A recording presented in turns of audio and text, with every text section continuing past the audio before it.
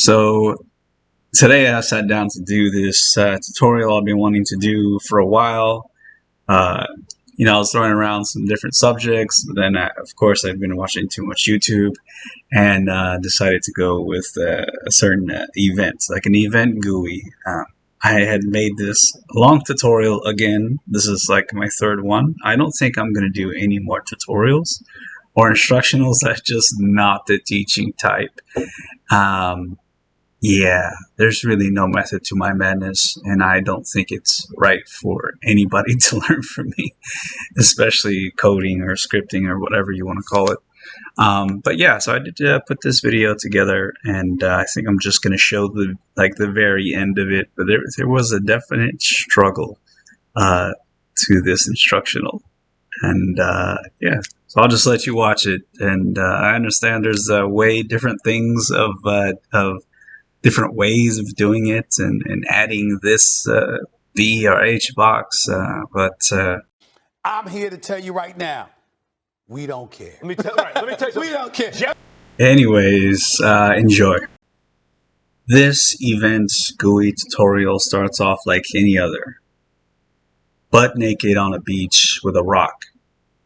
Two 12-year-olds telling you about how they had sex with your mother and they're your dad and waiting to stab you to death so they can squat on you to assert dominance while some guy in the back pounds another guy's head in with a rock. Now, actually, I've been watching a whole lot of Rust lately, and this is one of my favorite scenes that I saw recently, and I had to recreate it. But also, it fits with what could hypothetically happen in an event. And it's all done actually in-game. Every single time I close and open, the characters refresh.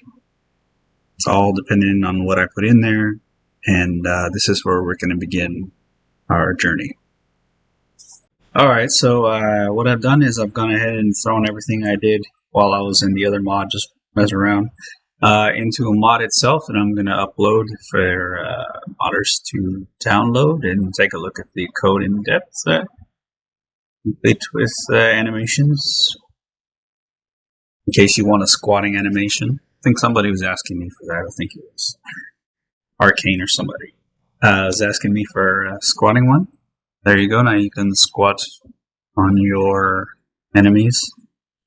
So, it's an event. But right now I just created a decision to launch the event. So this is normally, all this does is trigger an event. So however you want to trigger that event, just trigger the event ID. So there you go. So what I've done is I went ahead and I realized that I spelled the battlefield wrong, so the environment was off. So now the environment's on. And I've replaced that black one with the paper. I think it looks nicer here. I put some background over these three things here. And then I put some localization in here. These are my buttons. Went with a different scheme for the buttons itself. So let me pull this in here and let me run over all the changes that's happened here. So right off the bat, I don't have show or hide because the GUI is not created immediately. You can do a scripted GUI and have it be like that, but I don't like it for events because I don't want those constants being present throughout the entire game. I just want it when I call an event. So on state, it's showtime, trigger on create, it brings me this. It sets all my buttons and brings my blur into focus. Background is still here. These are still my portraits. Same portraits. That hasn't changed. My icon. So this is the paper shadow that I have in the background. This is my new paper that I have with my text single and my text multi. So this is just, these are localized, so you can mess with those at will. Oops. Yep, so that's there. Why is it doing that? Oh. Why is it not tabbed, bro? So that's that. So this is the black I'm using the same mask. I'm recycling this graphic here. The same one I'm using for my portraits so that I can have everything.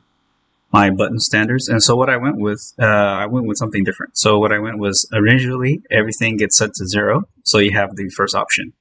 If you select the first button, it takes you down options 1, 1, 1. If you select the second button, 2, 2, 2, and 3, 3, 3. Those are the starting options. So now I have run, fight, and tell them off. So the first button here, so if you select run, it'll bring you here. So you'll have these 3 options. Run left, run right, dive into the ocean. And each one comes complete with closing the Event Gui and then taking you to its own little S GUI. Same thing, if you select option 2, you have this, this, this. And option 3 gives you this, this.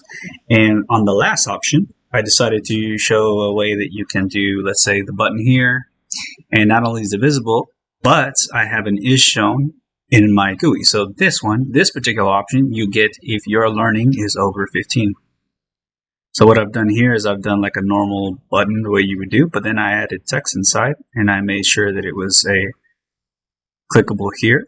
I didn't necessarily have to do this. I think I can just do some. I was going to put it differently, but let me go ahead and do this. I need to leave it the same. Yeah, it's gonna be the same. That's me hoping. So inside of the button, I put an icon, and that is the little learning button. And with the tooltip, if you tooltip over it, you can localize that if you want. Another tooltip for the actual option itself, as well as some options that you might want to look over to see to add different flavor to your tooltips. Everything inside the effect, if you use the build tooltip, it will give you probabilities if you put probabilities inside of your effect. And then lastly, I have the mask. So that's what I have there.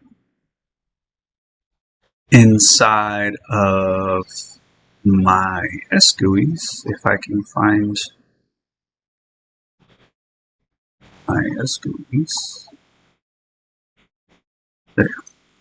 So inside here, what I have is my randos to get my random people and put them inside here. And then I have my option 1, 2, and 3. And these are all the set paths. Notice that this path is all marked for death. You can change whatever you want. Option 2 is all set for wounded. And then option 3, right here. The only way you're getting out of this is if you're really smart. So some options as well that you can look. And I just add 50 prestige to the person. That's it. You can put whatever you want, put a message of what happened and so on and so forth. I'm not going to get too into it for something that I'm never going to use. I mean, I'm going to use, but not this particular GUI. If you think you guys can figure it out by yourselves if you made it this far. This is not something that for beginners. This is more intermediate level stuff. So these are your options. Each option corresponds to a button on the actual GUI itself. So now let's look at what it looks like.